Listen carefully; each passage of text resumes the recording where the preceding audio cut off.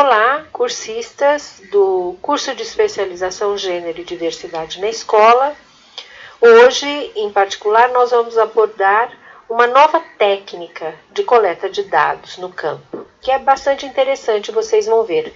É a técnica da entrevista. Vocês terão acesso novamente ao material do curso e aqui vocês vão encontrar detalhes sobre esse tipo particular de técnica, né, que é a entrevista.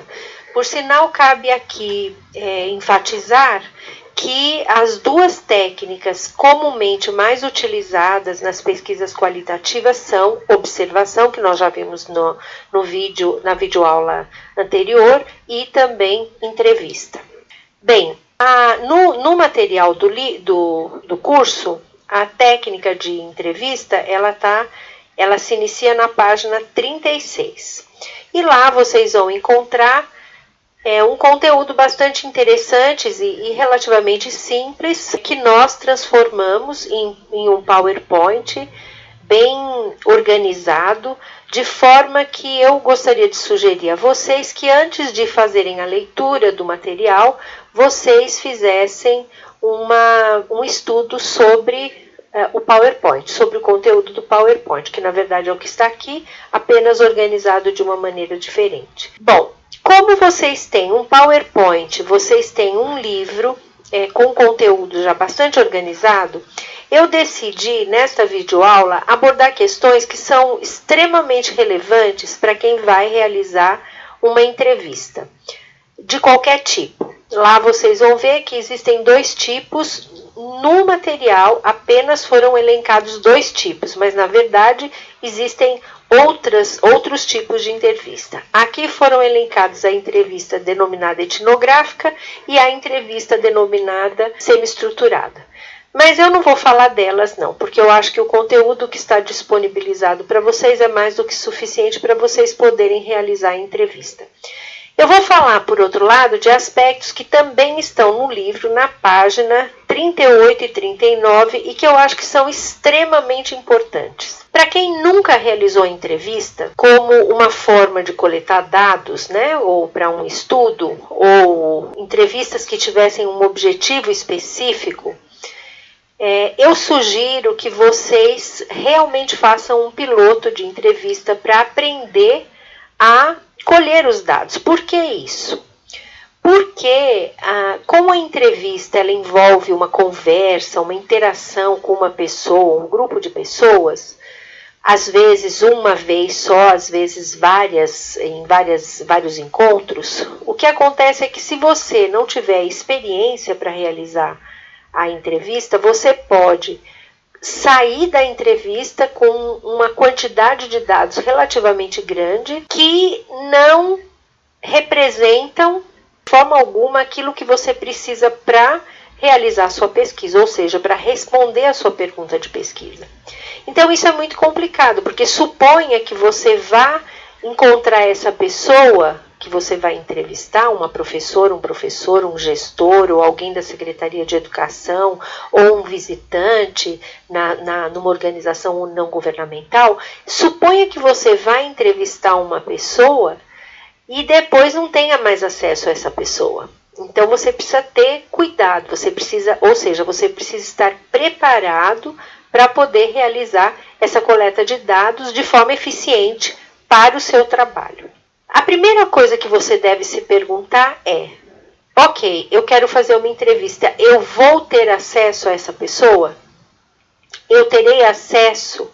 Eu terei tempo suficiente, ou esta pessoa terá tempo suficiente disponível para se encontrar comigo?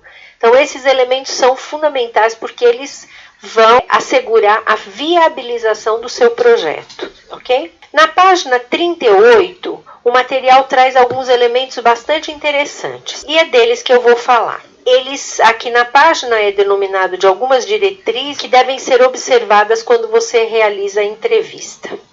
Primeiro, quando você encontra com a pessoa que você está entrevistando, você, sem dúvida nenhuma, deve inicialmente fazer um convite e explicitar o motivo pelo qual você quer entrevistá-la.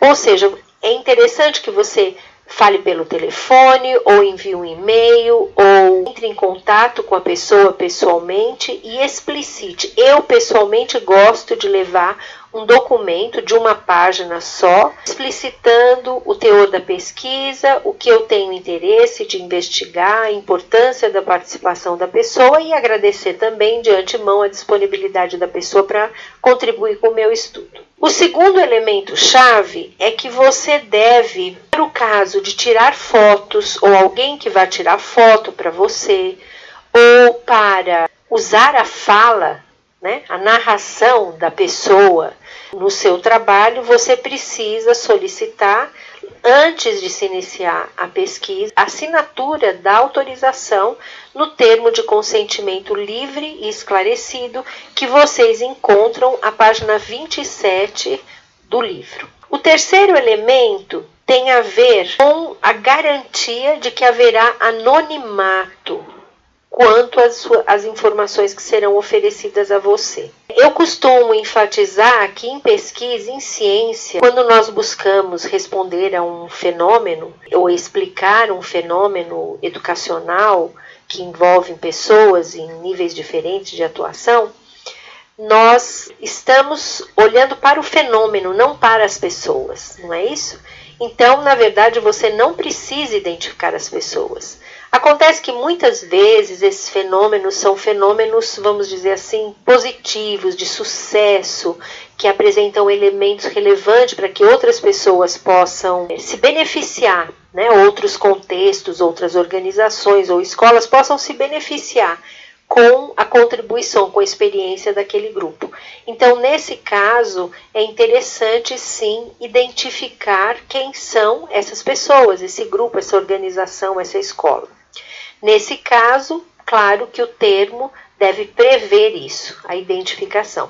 E muitas vezes a pessoa simplesmente quer que o nome dela seja identificado. Eu não acho que há nenhum problema, desde que seja uma solicitação. Um outro elemento-chave é que nós sempre devemos começar as entrevistas com elementos simples, né? Que tragam uma interação agradável, que faça com que a pessoa se sinta confortável. Não comece uma conversa que tem como finalidade recolher dados para o seu estudo de uma maneira ostensiva, né? Não. Comece com uma conversa, deixe a pessoa à vontade, fale um pouco de você, fale um pouco da sua experiência com aquilo. Não tenha medo de se expor e dizer, olha, eu não tenho muita experiência, então eu gostaria que você me ajudasse nesse caminho agora e tal. Talvez em alguns momentos eu vou interrompê-la ou interrompê-lo para trazer você de volta para o foco, porque a gente costuma contar histórias e passar de um evento para outro. Então, esses elementos todos eles precisam estar presentes no início da conversa. E gradualmente, ou quando você notar que é um momento chave, conveniente, você pode introduzir questões polêmicas, né, que geram debate, que há disputas de posição. Então, é interessante que você faça isso com muito cuidado. E lembre-se que você não está lá para julgar. Esse não é o papel do pesquisador. Nós, pesquisadores, estamos presentes em determinados contextos, aprendendo sobre os contextos e oferecendo subsídios para que o conhecimento sobre aquele contexto, aquela experiência, aquele grupo de pessoas ou aquele grupo social, ele seja sistematizado de uma forma que demanda, né, um método científico e que seja organizado, elaborado em termos textuais para que aquele conhecimento seja divulgado, né? O objetivo maior, vamos dizer, da ciência é compreender os fenômenos sociais ou naturais, humanos ou relativos à natureza.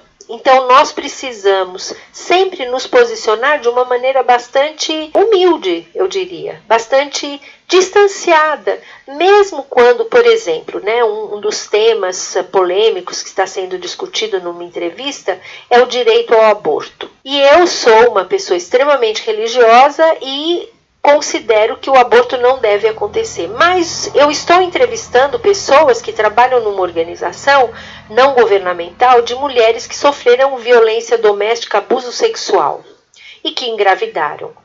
Então, que direito eu tenho de julgar essas pessoas? Meu papel lá não é esse. O meu papel lá é ouvir, compreender, eliminar do meu pensamento os pressupostos, como nós já discutimos na videoaula sobre observação, aquilo sobre o que eu acredito e trazer aquele conhecimento para o universo da pesquisa que eu estou desenvolvendo e trabalhar com isso teoricamente, de uma maneira desvinculada da pessoa que acredita isso ou aquilo. Não é o meu papel julgar. Um outro elemento importante, tome cuidado com perguntas que levem a pessoa entrevistada a responder simplesmente sim ou não. Se você notar que isso está acontecendo, ou seja, que você não está colhendo os dados necessários, você deve convidar a pessoa a explicitar, a detalhar, né? Procure aprofundar aqueles elementos que fazem parte da resposta sim ou não. Solicite exemplos de histórias. Histórias são muito boas porque elas são ilustrativas e para as pesquisas qualitativas elas são muito importantes. Então, sempre tenha em mente essa diretriz. Sempre peça para a pessoa, você pode me dar um exemplo sobre isso que você está dizendo? Como você acha que isso aconteceu? Você se lembra de alguma história que você possa usar para ilustrar esse fato que você está me contando? Mantenha uma sistemática de controle, claro que discreta, dos temas que você quer abordar. Você pode levar uma lista anotada num papel, você pode apresentar essa lista no início da entrevista para a pessoa que está sendo entrevistada e você procure manter o foco nesses tópicos que você quer abordar. Ou seja, quando você for embora, você sabe que você conseguiu abordar todos aqueles tópicos. Não interrompa quando a pessoa está num fluxo de pensamento, oferecendo elementos que às vezes não fugiram um pouco do que você está procurando. Deixa a pessoa concluir, faça um sinal e diga, olha, eu gostaria agora de retomar aquela ideia, você se lembra aquilo, e aí retome de uma forma delicada e que permita a pessoa se sentir respeitada pelo que ela tem a dizer, né? Porque nós, na verdade, não podemos realizar pesquisa se nós não pudermos contar com a disponibilidade dessas pessoas. Não faça perguntas longas, com muitas ideias. Não, as perguntas devem ser objetivas. Se você tiver uma pergunta longa que tem ideias que se casam, que estão articuladas, desmembre esta pergunta em 3 ou 4 ou 5 tópicos e conforme a pessoa vai respondendo ao primeiro, você introduz o segundo, o terceiro, o quarto e o quinto. Isso vai ser muito mais fácil para você depois organizar os dados. Tente aprofundar as informações que você recebe sempre que elas disserem respeito ao seu objeto de estudo. Não perca a oportunidade. E não pense que uma resposta curta ou superficial, ela não tem elementos relevantes para serem explorados. Com muita frequência ela tem. E seja uma pessoa ativa para escutar. Seja um ouvinte. No momento que você está, mesmo que você precise fazer algumas anotações, o que eu sempre recomendo, porque eu acho que é importante fazer as anotações para alguma eventualidade de se perder os dados. Você ainda assim consegue fazer à memória elementos chaves da sua conversa. Mas procure sempre estar numa posição apropriada, ativa, com um movimento em direção à pessoa, com seu corpo voltado para a pessoa e faça as suas anotações. E finalmente, eu gostaria de reforçar apenas a importância de usar hoje, né, os recursos que nós temos tecnológicos que são fantásticos, os gravadores que existem nos celulares e que podem ser extremamente valiosos para uma entrevista. No entanto, claro, Da mesma forma, é necessário que o entrevistado permita que seja gravado, tenha conhecimento da gravação, e quando ele disser, não, agora eu quero fazer um depoimento em off, imediatamente você coloca o seu gravador na pausa e posteriormente você faça as anotações sobre em off. Se a pessoa disser que ela não quer que isso seja divulgado, mas considera importante que você tenha conhecimento de determinados aspectos de um fato, para que você compreenda melhor o contexto, você também deverá respeitá-la e, obviamente, não colocar aqueles dados como dados colhidos no campo. Bem, eu paro por aqui. Desejo a vocês excelentes entrevistas no futuro. Eu tenho certeza que vocês vão conseguir realizar um trabalho bastante interessante. Nós voltaremos numa próxima videoaula tratando da técnica grupo focal. Bom, boa tarde para vocês, ou boa noite, quem sabe, e até breve.